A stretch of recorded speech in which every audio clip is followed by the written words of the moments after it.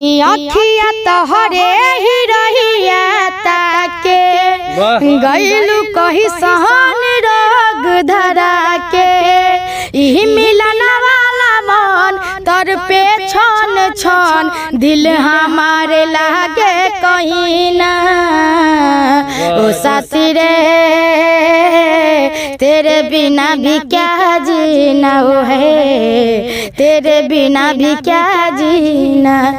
नाचोती यार ऑर्केस्ट्रा में जाती है। चाहत ना तुझको पाने की है ख्वाहिश भूल जाने की आदत सी हो गई है दिल से तुझे लगाने की कि अब जब अकेला रहती हूँ कि अब जब अकेला रहती हूँ तेरा मिलना याद आता है बेवफा ये तेरा चेहरा तेरी ओर खींच लाता है कि जितना भुलाना चाहूँ मैं जितना भुलाना चाहूँ मैं तू सामने आ जाता है बेवफा ये तेरा चेहरा तेरी ओर खींच लाता है। क्या करीला पापा जी बीमार बा कुछ न के करत पहले लेबर में काम करत रहे। हाँ साल भर पहले बकरी चरावत रहनी वही लगे हम बैठ के गावत रहनी आ एगो भैया जी हले आ कलू भैया के गीत मतलब कि बजत रहे हम गई नहीं वही लगे हले पता ना के वीडियो बना के डाल दिले हमरा के नहीं पता। अखिए से प्यार भइल अखिए में रखले लौकेलू न छन भरता एने ओने झाकिले देखी ना तो चिंता होला हाल का बाजान के मन कर मिले अइती छछ छानी फान के। उम्र कितना पड़ी रहू? 16 साल बा। ना तारा के कैसे भूल जाई। माता जी का करनी? मम्मी हमारे कुछ न करेले पहले चूरी लोटी बेचत रहे 10 रोक ले बने। अच्छा अंदाज बा एकदम रउआ चेहरा के रंग ढंग बा एकदम अनुपमा जी से मिलत जुआ बहन का हुआ करऊ।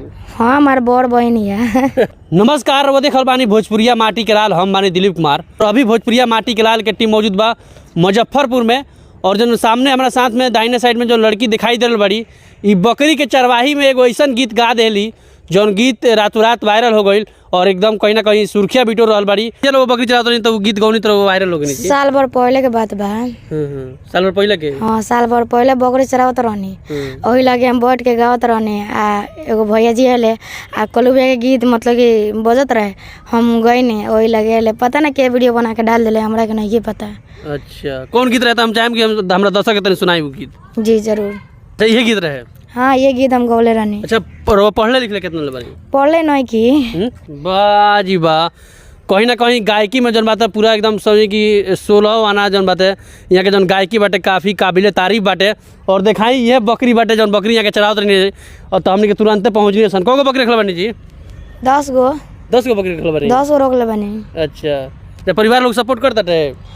बहुते सपोर्ट नया ना में रहनी तो ना सपोर्ट करते रहे गाँव समाज के लोग कहे नहीं बोले रहे पते हो कि तो फिर मतलब कि हिम्मत ना हारनी हमने जब मम्मी के कहनी मम्मी ते फिक्र ऐसा कोनो बात ना होखी हम कहते हैं कि देखी ना हमने संग ही चलावत से बकरी यही तो अब बड़का आदमी बन गए कहते हैं। हाँ कहली कि ते अब आगे बढ़ गई हमें के भूल जाइबू का हम कहली ना तारा के कैसे भूल जाई। वाह जी वाह। तो तनी अपना सहेली लोग खातिर कोनो गाना होगे तो तनी सुना देना दी। हम सहेली पर कौन लोग गीत टाइप के वही पर तो सुनवनी है साथी रे तेरे बिना भी क्या जीना। एक और कौन सुना दिए एक और बड़ी जी। पापा जी क्या करीला?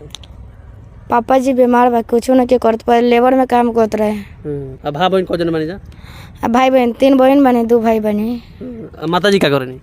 मम्मी हमारे कुछ न करेले पहले चूरी लोटी बेचत रहे भाई बा तो दोनों छोट छोट बा। उम्र कितना पड़ी रहू? 16 साल बा। पवन भैया खेसारी भैया अनुपमा दीदी नीलकमल भैया रितेश भैया जितना भी कल्लू भैया बा सबको अपन आशीर्वाद दी हमरा के आगे बढ़ाई रोल।